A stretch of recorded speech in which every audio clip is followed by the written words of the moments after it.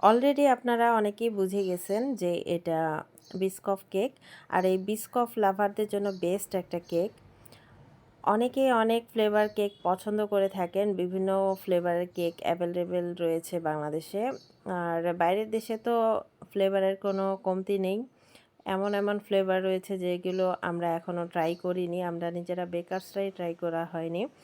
আর এই কিছু কিছু ফ্লেভার রয়েছে যেগুলো এখন বাংলাদেশে অ্যাভেলেবেল রয়েছে। আর এগুলো কিন্তু মোস্ট ডিমান্ডিং কেকের মধ্যে একটা। আর এই কেকগুলো খেতে কিন্তু অনেক বেশি মজার হয়। অরিও চকলেট কেক প্লাস এদিকে হচ্ছে চিজ কেক, এর পাশাপাশি এই বিস্কো ফ্লেভারের কেকটা কিন্তু এখন ভালোই ট্রেন্ডিংয়ে রয়েছে। আর অরিও কেক যেমন মনে করেন যে যারা অরিও লাভার, অরিও বিস্কিট দিয়ে এই অরিও কেকটা তৈরি করা হয়। ঠিক তেমনই চিজ কেকের মধ্যেও কিন্তু বিস্কিটের বেস দিয়ে তারপরে বাটার দিয়ে তারপরে নিচের অংশটার লেয়ার তৈরি করা হয়। ঠিক এইভাবেই কিন্তু বিস্কফ কেকের একটা ফ্লেভার তৈরি করা হয়। আর বিস্কফ ফ্লেভার তৈরি করতে গেলে অবশ্যই লোটাস বিস্কিট আপনাদেরকে অবশ্যই ইউজ করতে হবে, সাথে বিস্কফের যে স্প্রেড সেটা। বেস্ট ফ্লেভারের জন্য অবশ্যই স্প্রেডটা ব্যবহার করতে হবে। এই যে দেখতে পাচ্ছেন এটা হচ্ছে বিস্কফ স্প্রেড, আর এটা হচ্ছে লোটাস বিস্কুট। বিস্কফের যে লোটাস বিস্কিটটা থাকে সেটা। এগুলো কিন্তু 550 টাকা করে আমি বিস্কিটটা অনলাইন থেকে নিয়ে এসেছি। লোটাস বিস্কিটের এই প্যাকেটটা 550 টাকা করে আনতে হয়। আর স্প্রেডটা হচ্ছে 1050 টাকা করে নিয়েছে। আর এসব স্প্রেড দিয়ে যখন বিস্কিটের লেয়ার, প্রত্যেকটা কেকের লেয়ারের মধ্যে বিস্কিট আর স্প্রেড দিয়ে তারপরে কেকটা তৈরি করা হবে, তখন কিন্তু এটার কেকের টেস্ট একদম অনেক অনেক বেড়ে যাবে। এই প্রোডাক্টগুলো এখন সব দোকানে অ্যাভেলেবেল নাই, জাস্ট বড় বড় সুপার শপে এগুলো পাওয়া যায় আর অনলাইন বেকিং শপগুলোতে। তাই আমি একবারেই 2-3টা করে অর্ডার দিয়ে নিয়ে স্টকে রেখে দিয়েছি, কারণ বারবার আনাটাও কিন্তু একটু ভেজালের কাজ।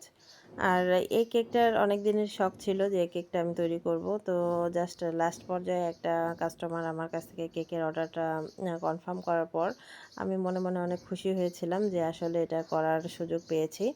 যাই হোক, কেকটা তৈরি করার পর এটার দেখতেও যতটা সুন্দর হয়েছে, কেকের টেস্টও মাশাআল্লাহ অনেক সুন্দর।